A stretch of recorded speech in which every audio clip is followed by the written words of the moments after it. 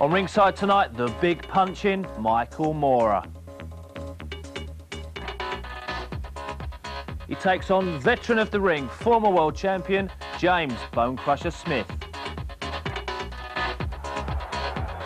Moorer, the former WBO champion, has given up that title, but he won there with that knockout of Bert Cooper.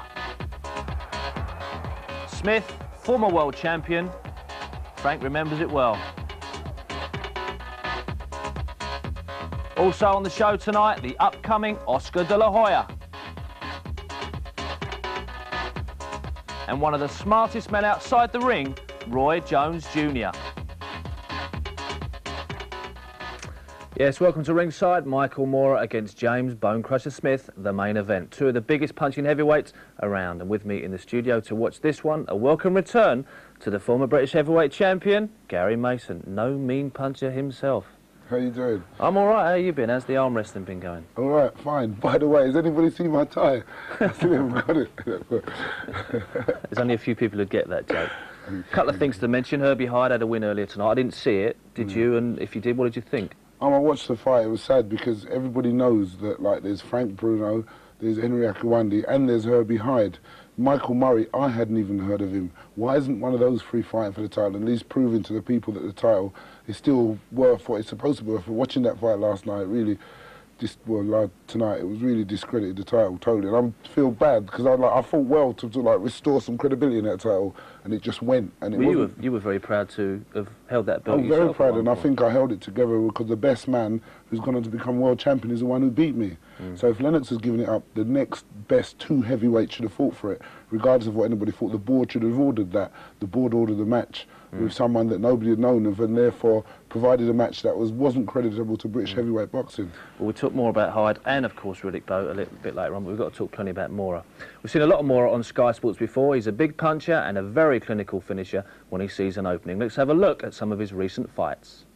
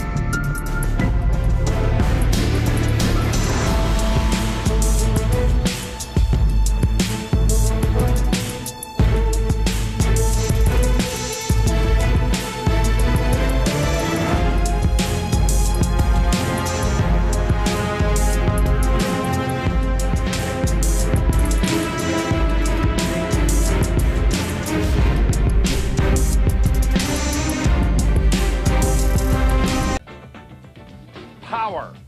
It is perhaps the one thing that attracts people to heavyweight boxing more so than any other. That imminent danger. The thought that with one blow, a fight could end. Michael Moorer possesses power, maybe more than anyone else in the division.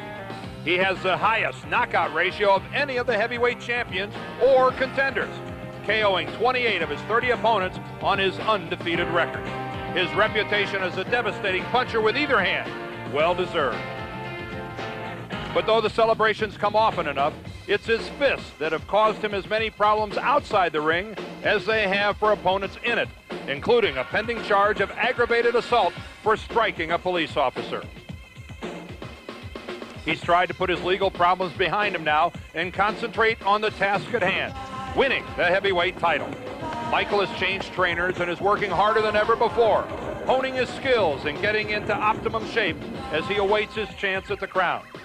If he can dispatch Bonecrusher Smith today, he knows that the power he carries in either fist can bring him something he craves. The power that comes with being the heavyweight champion of the world. Well, he's the former world champion because he's relinquished the WBO title, so it was more of a hindrance than a help, and I can understand that. Well, he wasn't getting any more credibility with that title, so there wasn't that much point in having it. And I've always tipped him to be the real one in there We that both can have. cause some excitement. We both have. You know? Explosive, southpaw, very difficult. That's right. They failed to mention that in that piece, that the fact that he is a southpaw that can actually punch hard, and none of the other heavyweights, what are they going to prepare themselves with against somebody like Michael Moorer?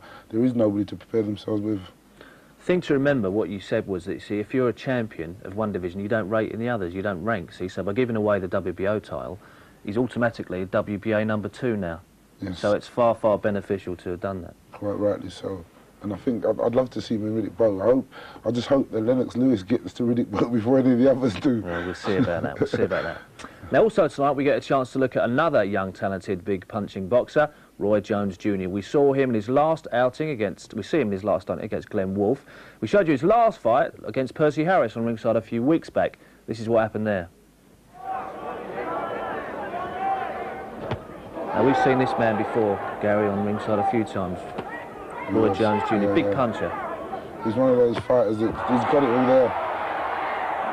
Good mover. Long arms, good style, good punch. I mean, this man was, you know, he's no mug. Very different frame, tall, rangy. Yeah. Difficult to get to, but with his speed. And the reach, the length of his arms. I'm sure that he's catching that guy with punches that the guy doesn't think can hit him. Ooh. How much is it a matter of strength with a punch? I mean, Moorer, to me, is like a lightning puncher, and so is this guy. They're not heavy punchers, but they're quick. Well, these guys are called devastating punchers because they have the speed as well as the power.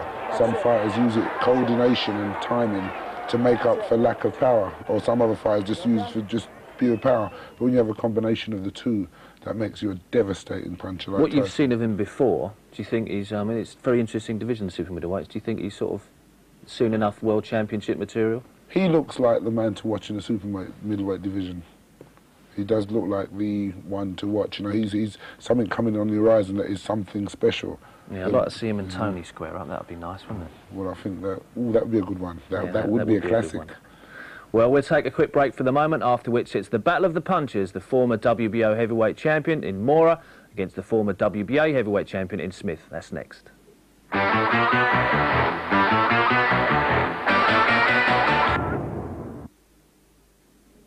Welcome back to Ringside on Sky Sports, and tonight's big fight between Michael Moorer and Bone Crusher Smith.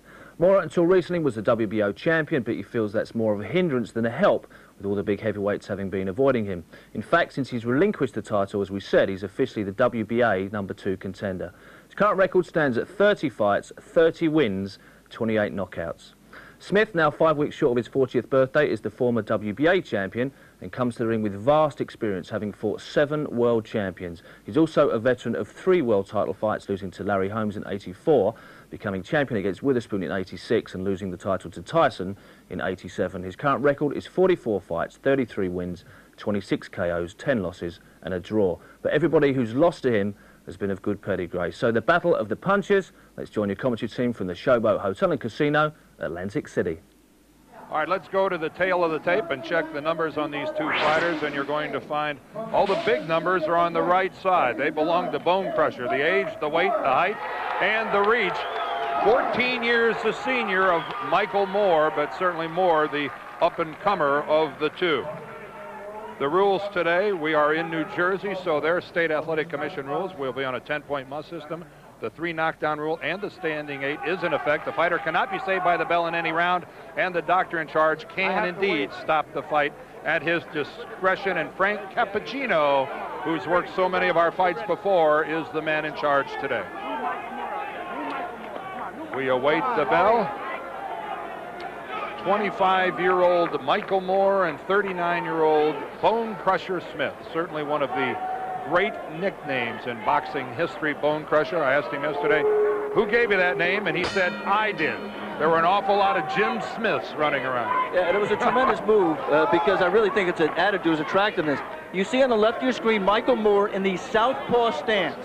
I mean, you've seen a lot of southpaw fighters, especially in the last couple of decades, but it is extremely unusual to see a southpaw heavyweight. Only 2 southpaws in history have ever fought for the heavyweight title, Dan. And I was talking to people, a lot of people have been around the sport longer than I have, asking who is the best southpaw heavyweight of all time. There's never been one as a champion.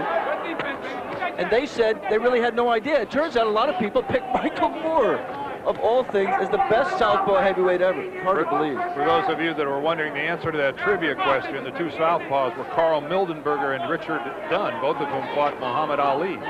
Both got knocked out. Yes. Always a problem when a southpaw fights a right-handed fighter about their lead feet stepping on one another. Get off, get off. We've already seen it a couple times with these two. We talked about the aggressiveness in the beginning. You see the respect that both men have for each other. I really expected Michael Moore to come out quicker. But he is defensive-minded, as we talked about. There he A good right-hand counter from Bone Crusher. But Michael did lean back from it. That one was blocked by Moore's glove, but look at the, there's some power when Bone Crusher is throwing these punches. Get off, get off. There's nothing like being at ringside when the big guys fight. The audio when the punches land is so noticeably different from when the smaller guys are in there.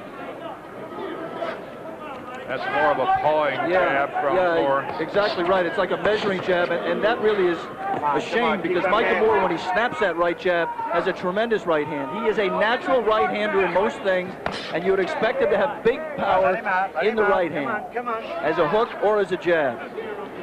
The Bone Crusher's power is right there with that right hand. So a good counterpunch by Moore coming back. Didn't land flush, but it forced Bone Crusher to hang on. Michael Moore is still very dry. He was not warmed up to the point where he was perspiring freely, and even now, with under a minute left in the first round, still has not really broken a sweat. You see Michael Moore holding his hands up well. You might say, well, gee, that's George Benton and Lou Dooley. His new trainers have taught him to do that. That's really not the case. Good right hook there by Michael, just missed again. That's not really the case. Michael has always held his hands up well. The problem is he didn't move his head, so people could put the right hand right down the pipe and hurt him. He's been hurt a number of times. He's been down, as we said, 3 times in the last 3 fights, most notably to Bert Cooper. Get out of here. And he's just got to find a way to make people miss that right hand, to get his head out of the way. Well, there was a concern that maybe Bone Crusher would choose to fight with the same strategy that he used against Mike Tyson, where he hung on. Not the case. He came to fight today. Bell! Bell!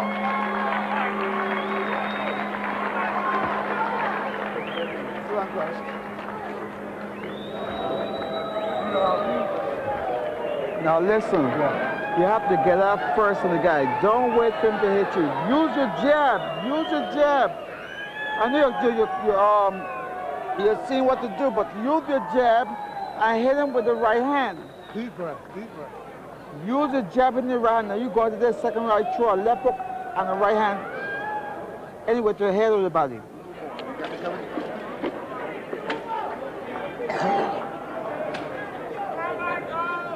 Use that jab. Yeah, use it in this. And Can't miss him with that jab.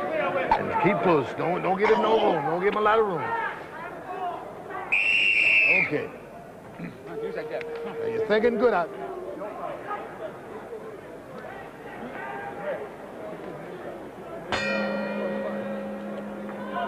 Here we go for the start of round number 2. This bout is scheduled for 10.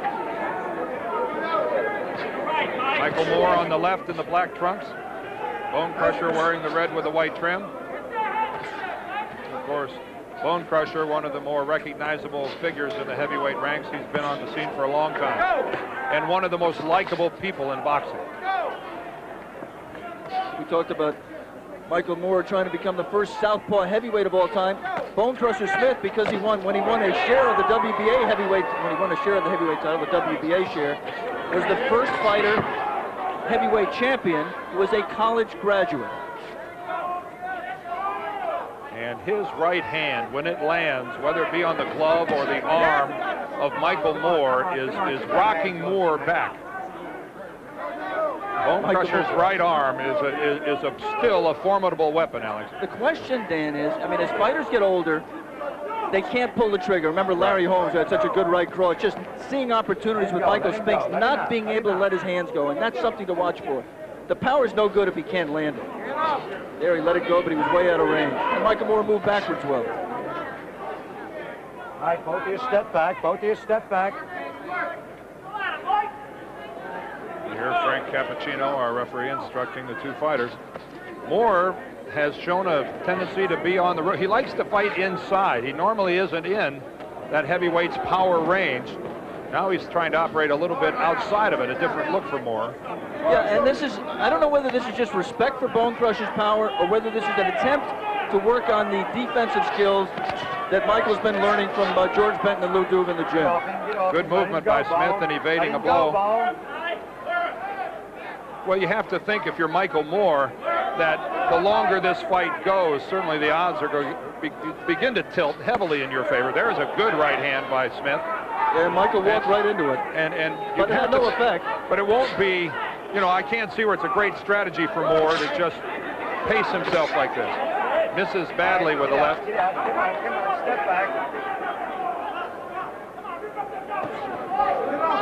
Michael Moore relinquished his WBO title earlier this month so that he could be rated by the other organizations and get a shot at a Lewis or a Bowe. You know, Dan, the reason for that is when you're rated, when you're the champion of one of the crazy organizations that have jurisdiction in this sport, you can't be rated by the other ones. So Michael Moore had a share of the WBO, the least of the 4 sanctioning bodies. He could not be rated by the others. Now he is rated, and rated very highly, number 2 by the WBA. End of the second, a pretty even fight. Now. All right. Keep the jab going. Snap that jab. Good Snap defense.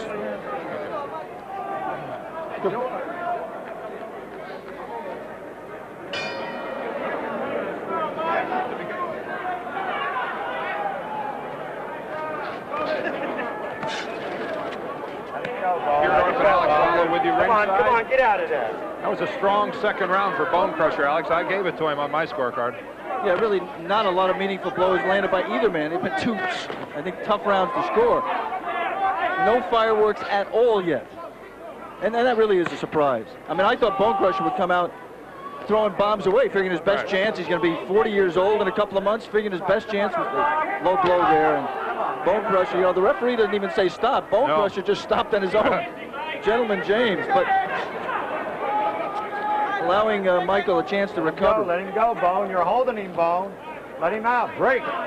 There is George Benton in the lower left. He is Michael Moore's trainer, and this is the first fight. And there is a real low blow, and Moore is hurt. Well, that did hurt him, man. What's the matter with you? Frank Cappuccino asked the Bone Crusher what's wrong with him. He might What's wrong with you? What's wrong with him? Wrong corner, Frank. Here's the other guy's the one you ought to be asking, what's wrong with you?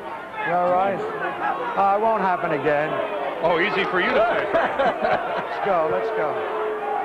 Well, the crowd upset about that, and the fighters touch gloves. We were seeing George Benton in the inside. Oh, good uppercut by Moore. And maybe this woke Michael Moore up. That uppercut split the gloves of Bone Crusher. It'll be interesting to see how much Michael Moore has learned about this sport, whether he comes back and lands an equalizer below the belt on Bone Crusher. We want to remind our ABC stations down the line. Break. George Benton, this is his first fight with Michael Moore after Moore's longtime association with the Kronk Gym and Emanuel Stewart. And after the second round, George told Michael Moore to go inside, that he doesn't want to fight with you on the inside. You're holding me, man. And that uppercut that Michael landed on the inside was the best punch of the fight so far. We should point out, Dan, that there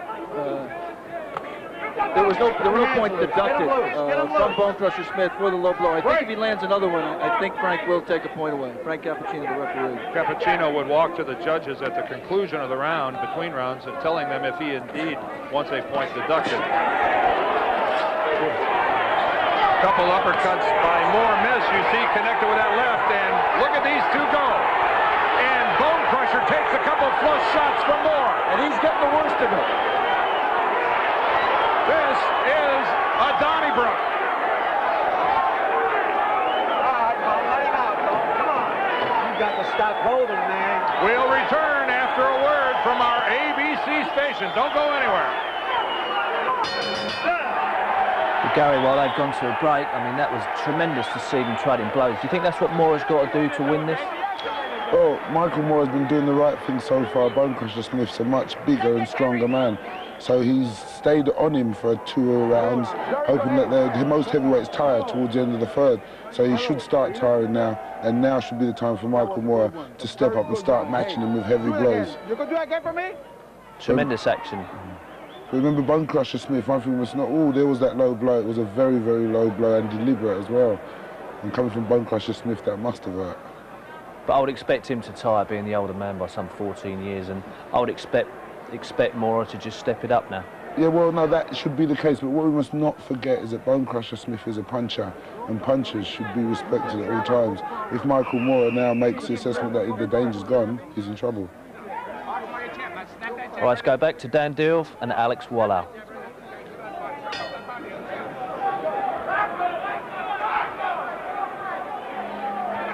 The 4th round from Atlantic City, and you have to like the way number 3 ended. Almost another low blow by Bone Crusher. The last 30 or 40 seconds of round number 3, Alex, were furious. Yeah, I mean, Michael Moorer really asserted himself for the first time. There were exchanges, but Michael clearly got the better of the exchanges, and Bone Crusher looks still the worse for wear. We should point out about the low blows, Dan. I think one thing that Bone Crusher Smith has learned in his 13 years as a pro, and he learned it very late, is that he cannot stand straight up and get leverage. He finds that when he bends down, he's able to get much better power in his punches, and I think that was what he was trying to do with that body shot. He bent quite low, and the punch went low. Anything you do athletically with your knees locked, you take away the biggest muscles of your body, which are the muscles in your upper leg, so it holds true in boxing as well. A little more cautious first minute of the 4th round by these two. Bone Crusher wearing the red. Michael Moorer 30-0 in the black trucks with the white trim. As of right now, it doesn't look like either one of these two eager to get right back into the way they finished.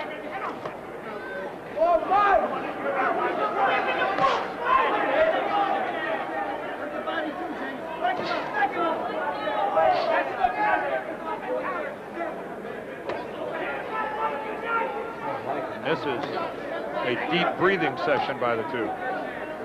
Yeah, I think a lot of people would question why Michael Moorer didn't come out, having hurt Bone Crusher Smith in round 3, why he doesn't come out and jump on him. Michael is very deliberate. He is very patient. Some people think he's plotting. I mean, that he just doesn't have enough fun. Oh, good right hand. Boy, and he snuck it over the left of Bone Crusher and landed flush on the jaw. Yeah, do not put out a lazy left hand when you're fighting Michael Moorer. He's a southpaw. His right hand is right there to hit you with, and he will punish you for that mistake.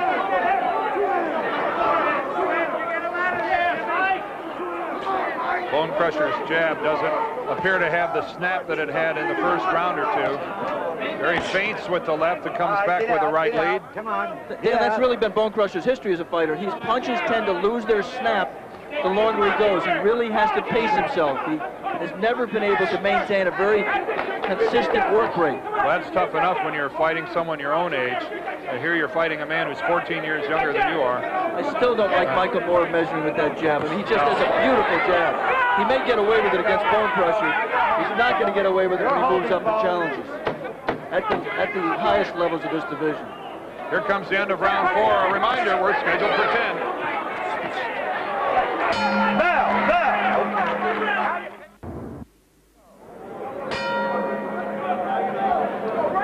Welcome back to ringside here in Atlantic City. This is the 5th round, and it has been a good performance by both Moorer and Smith here on our Quaker State Boxing Series. Michael Moorer, his punches here in the 4th and the 5th round have become sharper. Bone Crushers have probably deteriorated somewhat. Left to the body by Moorer. Except for some fireworks in round 3, Dan, it really has been a fight that has not had meaningful action. Very few meaningful punches. Good right half uppercut in there by Michael Moorer. You know, you have to remember that Bone Crusher Smith. Saw that left rock the head of Smith back. The Bone Crusher sometimes gets intimidated by his own admission. He was intimidated against Michael Tyson, another hard-punching young Mike. And turned in a performance that ranks with one of the worst in heavyweight boxing history. Right, and he says, I was definitely intimidated. And you wonder, having been hit a few times like with that left hand, whether he is in a survival mode right now, where he's just thinking about surviving this and not about winning it. Well, the devil's advocate question would be, does Michael Moore hit with the same intensity that Mike Tyson hits? And that's, he certainly, you can get a lot of discussion on it, but for a man who has not been a heavyweight for very long, you'll find an awful lot of people that will tell you he is the most powerful puncher in the heavyweight division. Yeah, as long as Mike Tyson's in jail. Yeah. You have to remember also, Bone Crusher in his last fight against Greg Page, never noted for any power. He was down and hurt badly at round 1. And it is interesting that Michael has not been able to take advantage of the one time, did not take advantage well of the one time he did have him hurt. Left just flicked.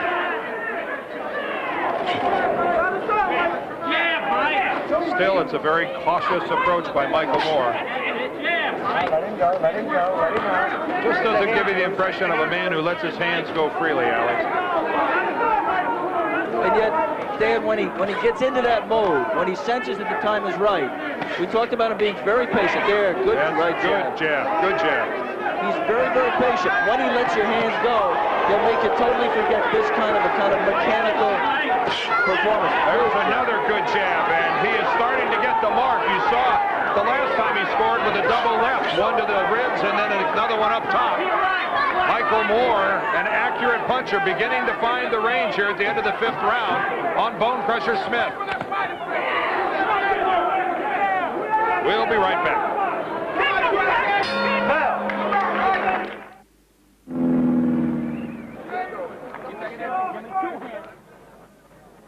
Hey, red corner, blue corner, come on, come on. Welcome back to Atlantic City. Dan Deerdorf, Alex Swallow with you at ringside. The 6th round just beginning of a scheduled 10-round heavyweight fight between undefeated Michael Moore in the black trunks, Bone Crusher Smith in the red, and Michael Moore, the up-and-coming undefeated heavyweight, trying to earn his way to fight in a good left hand by Moore. George Benton told him in the corner, let that left cross go, and he did it that time and connected well. Moore beginning to land with much more accuracy and consistency.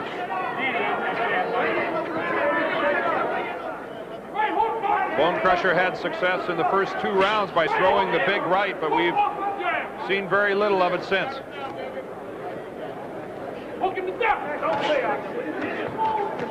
Ooh, there's a good right hand that splits the gloves, but Moore rocks his head back. It takes little of it. Yeah, the first real effort that Bone Crusher's made in any kind of offensive way in several rounds. Use those hands, use that jab, come on, use your hands. 2 hands, 2 hands. All right, let him go, let him out, come on, come on, come on. 2 hands, 2 hands.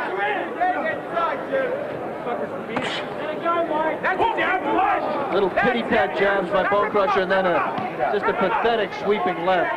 Nothing on it at all. Well, Bone Crusher is pretty straightforward in talking about that George Foreman is his idol, that he's I guess, in love with the fact that George has made a comeback and has made millions of dollars. There's a good right hand by Smith. And he says, why can't I get a piece of that? He says, I'd love to fight George Foreman. One reason is because you can't win fights without throwing punches. Bone Crusher knows that. He's smart enough to know that. He should be.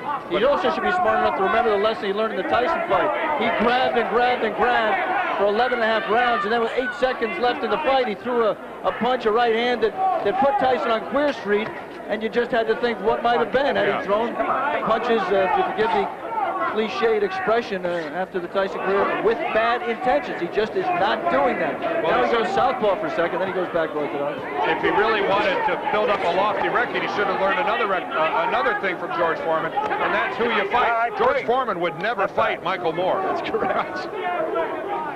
But George, Bone Crusher does not have the unbelievable magnetic appeal that George Foreman has developed for himself.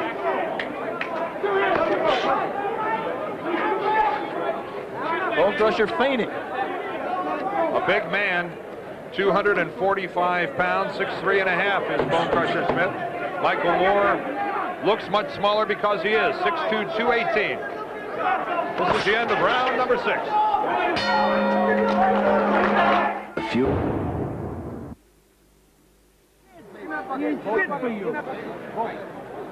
Let's go. Come on, come on, Fred. Come on, Lou. Come on, Louie. Welcome back to our Quaker State Boxing Series here in Atlantic City. The 7th round just underway. The last 3 or 4 rounds after a strong beginning by Bone Crusher Smith have been, I think, won handily by young Mr. Moore.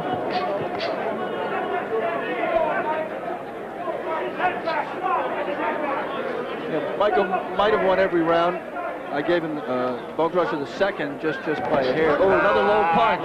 That was very close. Here comes Frank Cappuccino with another warning. Oh, let's go. That's doing Michael Moore a precious little good. Get out. Break. Really no meaningful punching, Dan. Pawing jabs by both fighters. With 2 huge men, 2 powerful men. Michael Moore in the black trunks. There's a good right hand. You just had to expect more fireworks in this. That was Another blocked. right hand. I think that was blocked. But at least it was thrown. Right. All right, break. Step back. And right now, I would assume, never having fought at 39 years old, that Bone Crusher Smith must be feeling every year of that rather advanced pugilistic age. I would. And of course you, Alex, having not yet attained 39, certainly would know the feeling. No, but I've never attained 245 pounds either. You can give me some idea.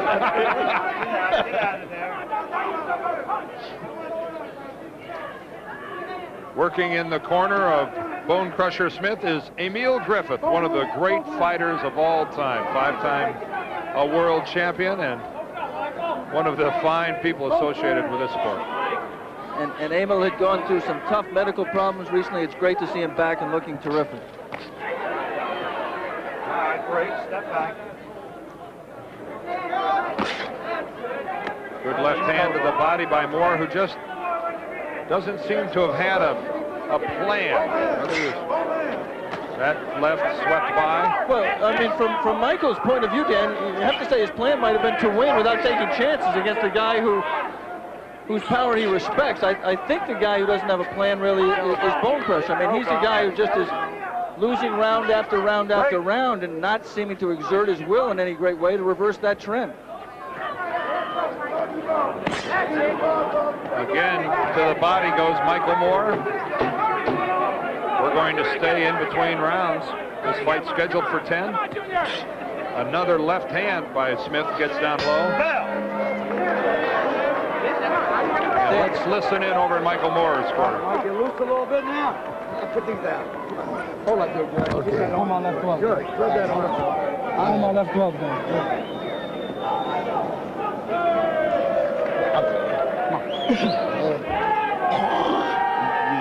See me holding that left claw's back. You don't feel like you hit him on the chin with it? Huh? Okay, just do yourself a favor.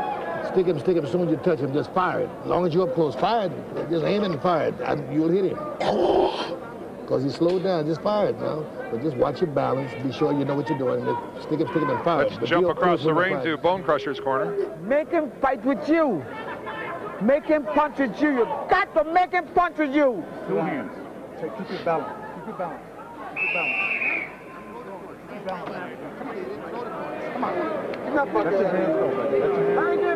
Here's the low blow, Dan, in that round. You see it right there. It's tough to hit Bone Crusher for that one because they were tied up, and you can make a case that when you're in a clinch like that, he was being pulled down by Moore and maybe should not have been penalized there. You know something? Michael Moore says he doesn't listen to his corner. You heard George Bennett say, let it go. Just touch him once with the right jab and let it go. Just fire it. He did exactly that, and it landed. He again can't seem to stop from pawing with that jab. rather than snapping a jab, which is always a fighter's best weapon and a great way to set everything else up. It's just a reaching out, touchy-glovey jab. Touchy-glovey, you like that? No, actually, I didn't. Yes. When you didn't respond, I assumed you did. I mean, the frustration is, if you're a fan of Michael Moore's, or if you're George Benton or Lou Dumas in his corner, the frustration is that when he throws the left, he lands it. You heard George Benton ask him, well, you just don't think you can hit him with the left? And Michael said no. And George said, all right, do yourself a favor. Fire out the right a couple times. As soon as it's out there, boom, cross with the left. When he did it, he landed there. He tried it again. Well, Michael Moore certainly is his own man in the sense that he senses what is right and what is wrong, and is not much for taking other people's instruction. He feels that he has an idea. There's a good flurry by Moore. He's a bright, articulate young man, and his course is going to be his course and no one else's. Except he says that, but you saw here the first time working with George Benton and Lou Groove in the corner that he did listen to what they said and try to execute it. He just hasn't done it enough. You don't know whether he's trying to incorporate these new defensive skills or whether he just doesn't want to take chances against Bone Crusher Smith and his big reputation as a puncher. Well, we may still be seeing the effects, Alex, of those big right hands. There's another good left hand by Smith in the first couple of rounds. Yeah, we also might be seeing the effect of those right hands that Bert Cooper landed on him in their fight in Atlantic City last year, May 15th, when Michael was down in the first round, badly hurt, down in the third round. Yes, he came back to score a sensational knockout in the fifth, but he may remember that a guy like Bert Cooper, who many people feel is just a blown-up cruiserweight, had him down, and what happens if I get hit by this big monster at 245 pounds? In Bert Cooper's defense, you have to say that he did land good, legitimate, heavy shots on Moore, and that the same Bert Cooper that gave Evander Holyfield all he wanted. Right, but you have to remember also, if you're a cynical, tough-minded boxing person, that was an Evander Holyfield that a lot of people still considered a blown-up light heavyweight. Here we come to the end of the 8th round. We've got a couple to go.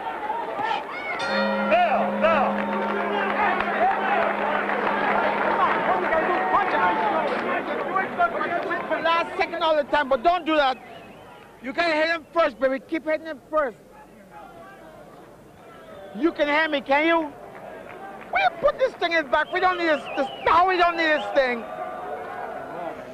You don't need it, Howard. He ain't doing nothing. Don't need it. Jimmy, you got 2 rounds. You can rest all next week. All next week. Oh, would not be one. You can take this guy out of here. You gotta dig down deep. Go for broke.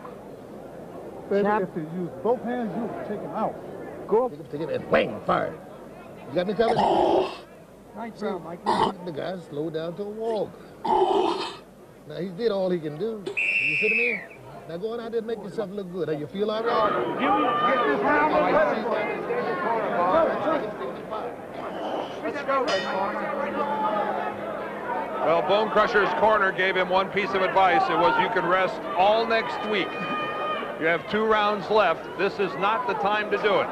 We begin the 9th round here on our Quaker State Boxing Series on our Wide World of Sports programming, and this is scheduled for an even 10.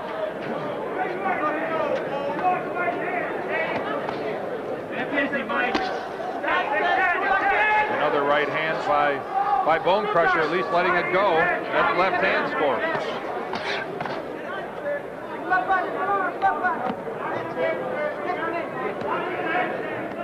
You have to remember one thing. We talked about the Cooper fight, which was in May of last year. Since that time, Michael Moore's only had one very brief 2-round fight in 10 months since then, and he just looks rusty also. I mean, it may be, just a number of factors which may be combining. We've already talked about safety-first attitude. We've talked about trying to be defensive-minded, and that may be another factor. It's just inactivity, just ring rust. And if this fight runs its course, it'll also be 31-0, and a W is a W is a W. That's right, but we haven't really learned a lot about Michael in this fight. Other than the fact that he's not a guy who's knockout crazy. He's a guy who's win crazy and may in fact be a in this circumstance at least, a safety first fighter.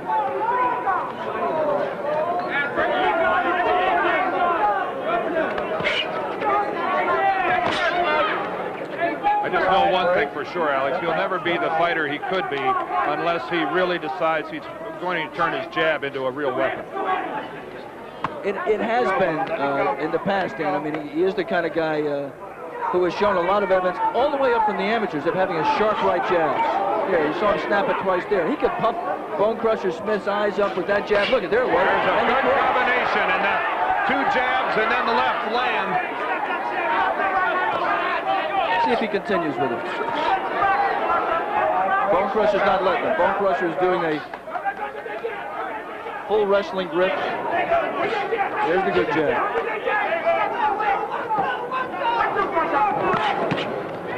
There's another punch he just tried there, Dan, that I'd love to see him use more. Michael Moore, we're talking about on the left in the black trunks, and that's the right hook to the body.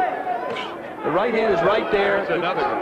He could get it under the elbow of the opponent, and I think, I mean, he's done it at times in the past, but I think if he did it more, he'd be even more devastating, and it would make the head more available for his punches up top.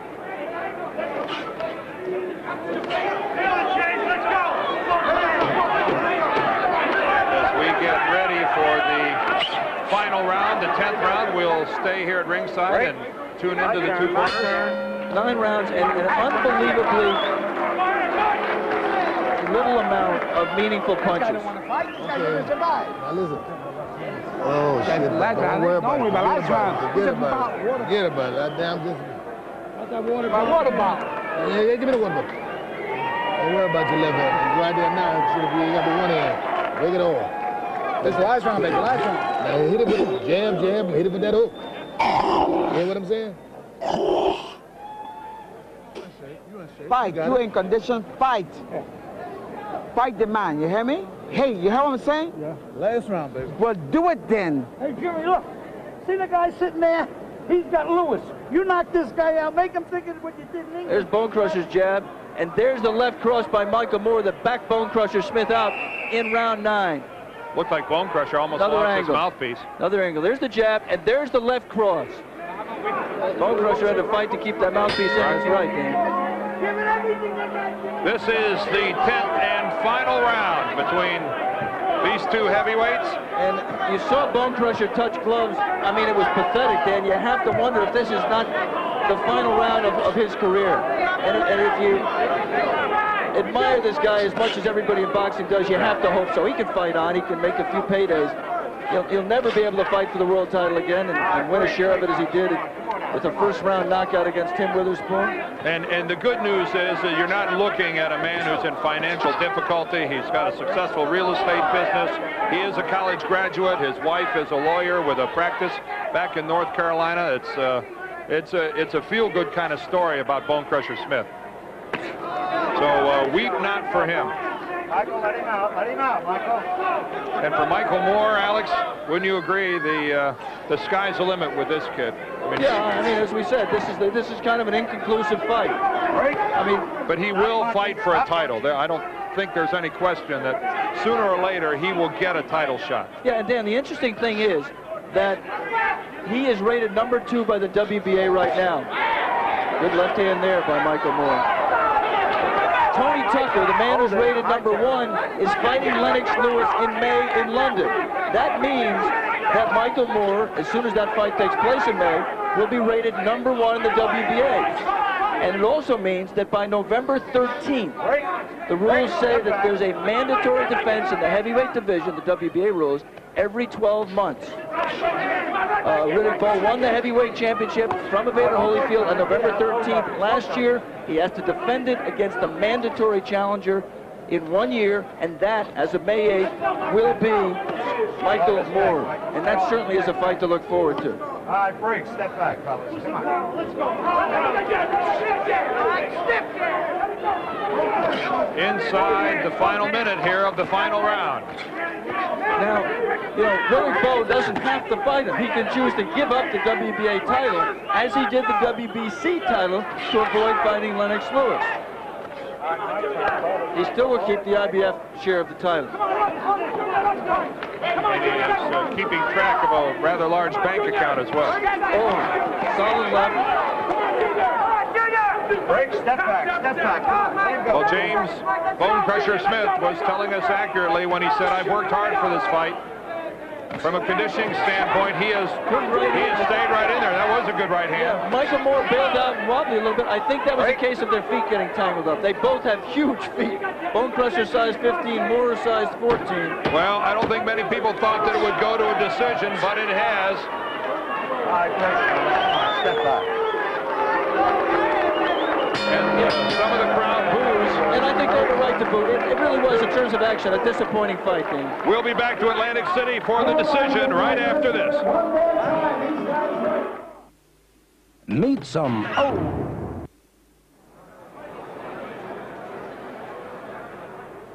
Welcome back to Atlantic City. Right now, let's go up to ring announcer Ed Darian. Casino Hotel here in Atlantic City, New Jersey. We've got the scoring. And here it goes. Judge Vinnie Rainoni observed 98-92, while Judge Eugene Grant, he scored it 91, 99, 91, and Judge Al DeVito, he had it 98-93 for the winner by unanimous decision and still undefeated, Michael Moore. So Michael Moore goes to 31-0, still undefeated, his 9th win as a heavyweight, and right now Alex Wallow is with Michael up in ringside. Michael Sr. and Michael Jr., who wants to take over the announcing duties. Michael, first of all, congratulations on the win. There were times when you seemed like you were ready to really take over the fight, and yet you backed off at times and just took your time and paced yourself. Well, James, he was a survivor. So what I wanted to do is just, you know, George and Lewis told me just to work on my boxing and my defense and things like that. So that's what I did. You know, I mean, he's a veteran, and I wasn't going to try to be careless and take him out or anything like that. What do you see as your future, Michael? How soon? You probably will be rated #1 in the WBA. As soon as Tucker fights Lewis in May, you'll be the mandatory for Bo. Is that what you're looking for? Well, it'll have to be up to Lou and Georgie to see what would happen. You know, I just have to thank God that I got through it, and James is a tough guy. He's a survivor. You know, I want to say hi to everyone back in Monessen. I know they wanted to hear that. Michael, congratulations. We want to take one time to say hello to Bone Crusher. James, you've been around a long time. You lost this fight. I know everybody's been saying it's the last hurrah a million times for you. What are you going to do? Is there a future for you in boxing? I'm going to rest. I'm not cutting anything. I'm still pretty. Not Muhammad Ali, but I'm pretty. But I'm going back home and help spend some time with my family and think about it and build my Prime America business, give it to the team.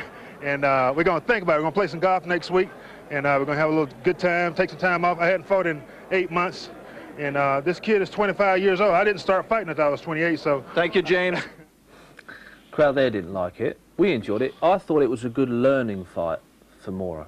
It was a good fight for Michael Moore because he's on the verge of challenging for the heavyweight title, and he has come from light heavyweight division, and he needed to fight somebody who could take all his punches, who would present a threat to him, but not too much of a threat. And Bone Crusher Smith did all that. And Michael Moore, he boxed well, he kept it all under control. You know, we've seen how easy it is to make the mistake of beating Bone Crusher before the fight's finished, you know. But he kept himself together, and he showed the maturity of somebody that I believe will be the one to take the title off either possibly Lennox Lewis or even Riddick Bowe, because he's a genuinely very good heavyweight. Talked about control. They kind of lost control at the end of the 3rd round. They started to tear it off there. That was the sort of major piece of excitement in the fight here. At the end of the 3rd. Yeah. Well, I always thought that Bone Crusher would try for 3 rounds where he'd be at his most dangerous, and towards the end of the 3rd he thought he'd have a go, and they started swinging. But what Moore did say, hey, well listen, I'm not running, I'm here to fight, don't think you can terrorise me. And he had it with him, you know, which really just dejected Bone Crusher after that, and Bone Crusher decided that, hey, listen, well, maybe I'll just try and go the distance this time. I mean, that would have taken a lot out of him at 39 years of age. I mean, he realised he couldn't do that every round and last the distance, which he knew he might have to do. So, well, he's had his little fling there, and you see soon after that he was easing up, and we watched, he sort of like strolled back to the corner, and from there on in he went on a defensive type tactics in a similar way he did to Mike Tyson, which made it hard work for Moore. A key point for me is the fact that as he's got Duva and Bent in his corner, for the first time, it's important, he's getting new instructions to put to practice what they're teaching, because they're going to teach him a lot of new things. That's a good partnership. And I think the Lou Duva and George Benton, they're I think currently must be one of the best teams in boxing. And you can hear by some of the instructions that George Benton he talks to the fighter in the fighter's language, and he leaves it open for the fighter to make judgments on the things that he says, and then the fighter will see them for himself and actually do them, and that's the best way. We've got an example of that, because towards the end of the fight, I think this is round 9, all we saw Mora doing was pouring the jab out and then trying to knock him with the left hand. But we might think there's something wrong with his left hand. He might have been hurt. Yeah, it sounded as if he said something that might be matter, but when he went out, he still used it as normal. So, but that's possible, you know. But all he had to do at that stage was to keep the man at bay at a distance with his jab and look for a shot, because he didn't have to get careless, you know. He wanted the workout, because he's going to be fighting guys that size with that sort of reach, and like giving 3.5 stone advantage. It was a perfect learning fight for him. If Tyson and him ever get together, I think that will be fireworks like we've never seen before. That'll be one to look forward to. That would be one of the real classics, wouldn't it? Absolutely right. Now, from one big puncher to another, and after the break, a chance to look at one of the names of the super middleweight division, Roy Jones Jr. Stay with us for that.